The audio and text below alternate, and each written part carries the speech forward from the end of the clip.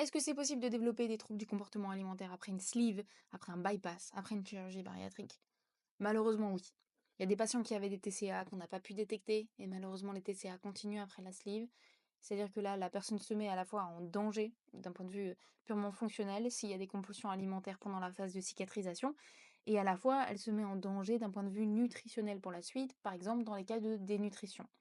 Il faut savoir qu'il y a aussi des patients qui avaient pas eu de TCA, c'est-à-dire pas de boulimie, pas d'hyperphagie, pas de comportement qui était inapproprié avec l'alimentation, simplement une hyperphagie prandiale qui était relativement consciente. Les individus n'avaient pas de problématique de TCA, en tout cas, on n'en avait pas identifié. Le problème, c'est qu'une fois que la chirurgie bariatrique est faite, il y a une restriction alimentaire qui est évidente, qui est physiologique. On ne peut pas manger plus que ce que notre estomac peut contenir.